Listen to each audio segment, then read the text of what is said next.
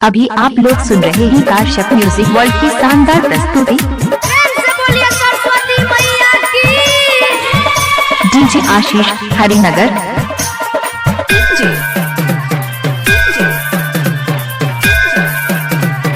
सुमित सतीश रईमा। अभी आप सुन रहे हैं प्लैनेट म्यूजिक की शानदार प्रस्तुति। सबके जबेरिया के मैया नजर फेरा लही गे हमारा बेरिया ना। सबके जबेरिया के मैया नयन फेरा लही गे हमारा बेरिया ना। गे मैया हमारा बेरिया किया गे अखिया मुन लही ना। सरस्वती मैया हमारा बेरिया अखिया मुन लहीना। गे मैया हमारा बेरिया किया गे अखिया मुन लहीना। डीजे आशीष हरिनगर। सरस्वती मैया की अभी आप लोग सुन रहे हैं काश्यप म्यूजिक वर्ल्ड की शानदार प्रस्तुति। डीजे आशीष हरिनगर। सुमित सतीश रईमा। अभी आप सुन रहे हैं प्लैनेट म्यूजिक की शानदार प्रस्तुति।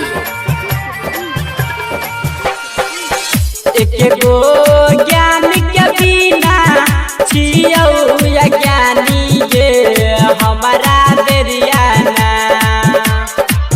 एक गो ज्ञान के बिना छियौ ज्ञानी गे हमारा बेरिया ना।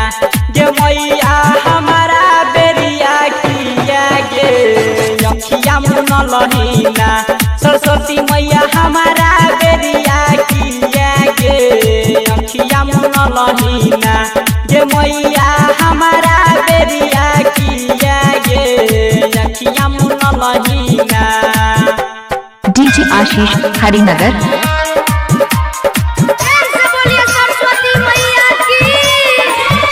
अभी आप लोग सुन रहे हैं काश्यप म्यूजिक वर्ल्ड की शानदार प्रस्तुति।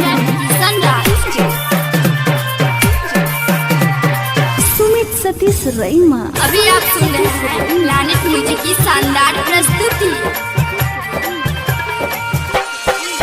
सबके घर गे मैया जलयान धाना गे हमारा बेरिया ना। सबके घर गे मैया जलयान धाना गे हमारा बेरिया ना। गे मैया हमारा बेरिया किया गे अखिया मुन लहीना। सरस्वती मैया हमारा बेरिया किया गे अखिया मुन लहीना। गे मैया हमारा बेरिया किया गे अखिया मुन लहीना। अभी आप लोग सुन रहे हैं काश्यप म्यूजिक वर्ल्ड की शानदार प्रस्तुति। सरस्वती मैया की डीजे आशीष हरिनगर। म्यूजिक डायरेक्टर किशन राज। सुमित सतीश रईमा। अभी आप सुन रहे हैं प्लैनेट म्यूजिक की शानदार प्रस्तुति।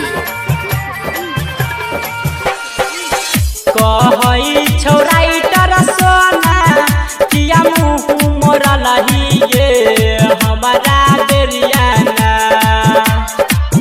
कहई छौ यादव रमनजी किया मुँह मोरा लही गे हमारा बेरिया ना।